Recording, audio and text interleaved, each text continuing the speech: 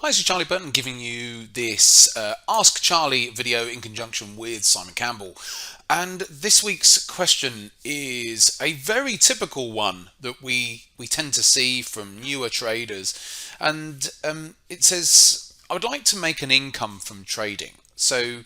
And firstly, I would always say that not everybody who gets into trading wants to make an income. And what I mean by that is, replace a work income from it, so become effectively like a full-time trader. Not everybody gets into trading to want to do that, but this person does. So I would like to make an income from trading. I've got around £20,000 in a trading account.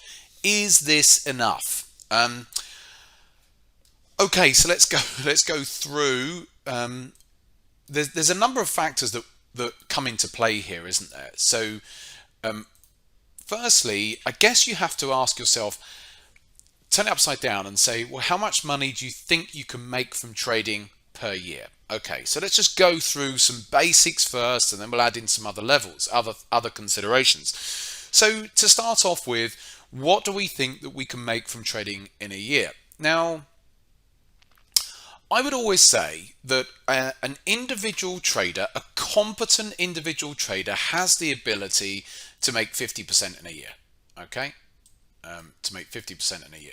And of course, some years you might make more than that, and some years you might make less than that. So a good competent trader has the ability to make that.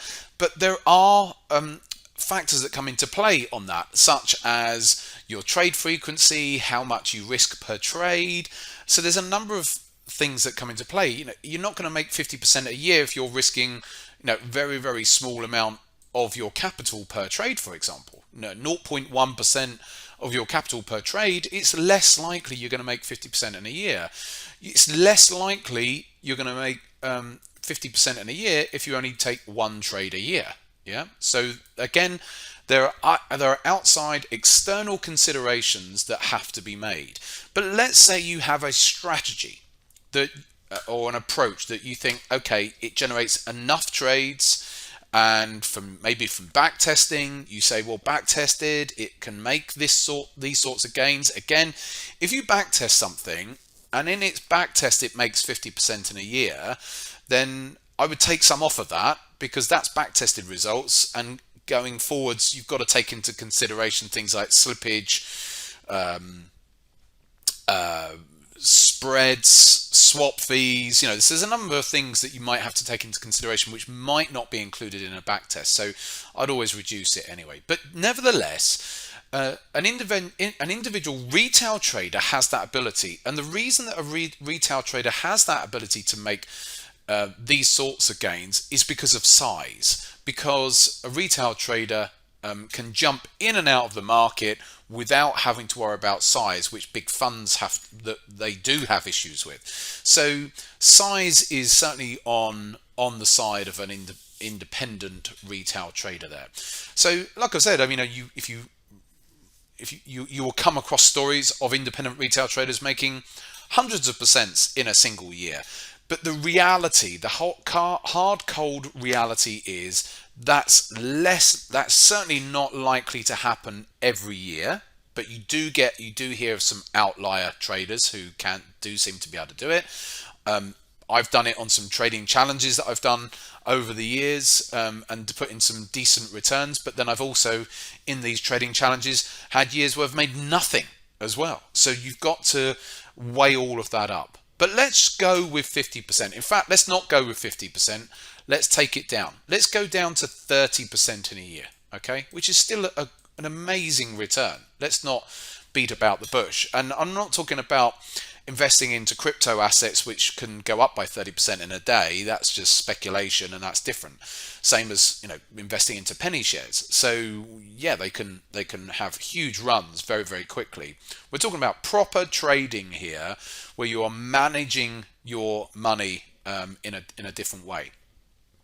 So let's just say 30% in a year. So coming back to our friend here who's got 20k to trade with, well, if you made 30% in a year, which is a great return, that's £6,000.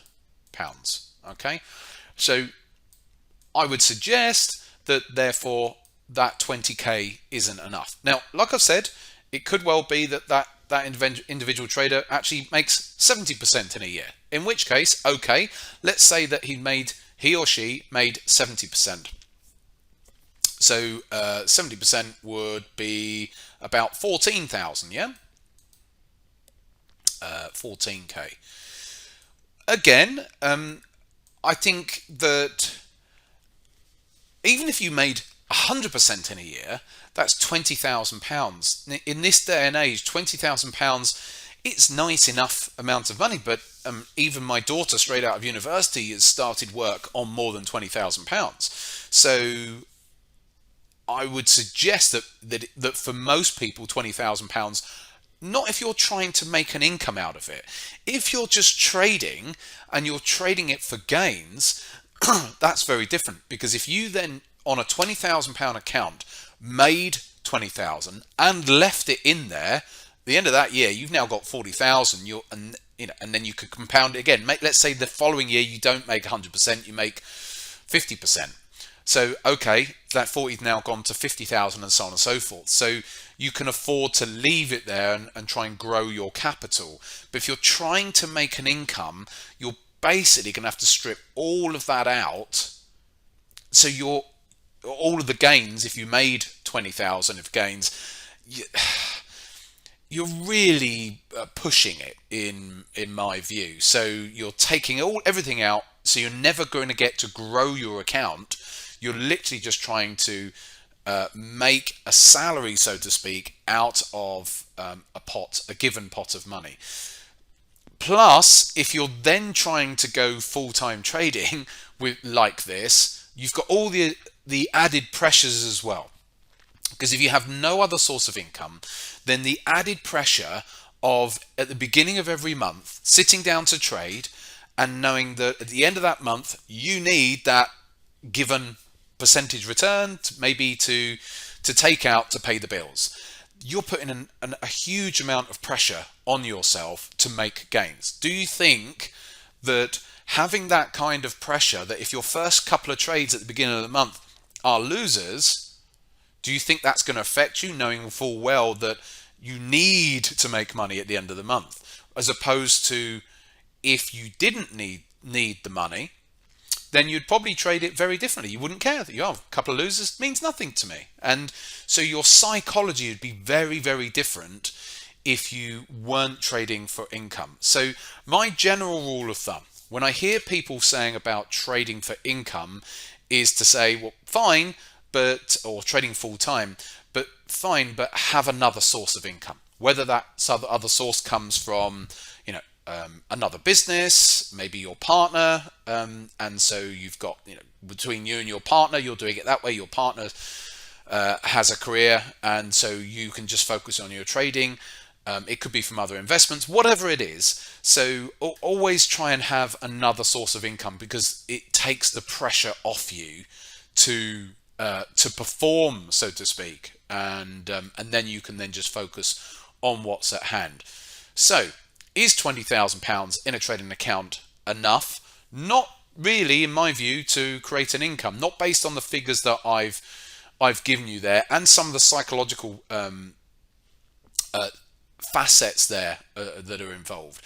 So really, you would need to have more. £20,000 by itself in a trading account is actually quite a nice amount. So if you're not trying to trade for income, and as a full-time trader, you might be trying to trade for income, but and wanting to take monies out. But again, if you're not a full-time trader, or you're not reliant on it, should I say, for income, then that's different. And so 20,000, therefore, if you go and make 10,000 on a 20,000 account, that's a pretty nice return, isn't it? And you can do something with that 10,000. Maybe you go and use it for something, or maybe you use it to carry on growing that account. But as always, it's about capitalization. If you want to be full-time trader, then absolutely fine. But the more money you've got, the better you are off, because then you don't have to be under that pressure to make 100% a year. If you've got more money, the percentage return you have to make in order to make a given amount of money is less, in which case you're not having to take as much risk, and everything works itself out so much better that way. So that'd be my general advice there. 20,000 is a nice enough amount of money to have. It's a good tangible figure to have in a trading account. Is it quite enough to produce income off? I would suggest not quite. Anyway, hopefully that helps you for this week.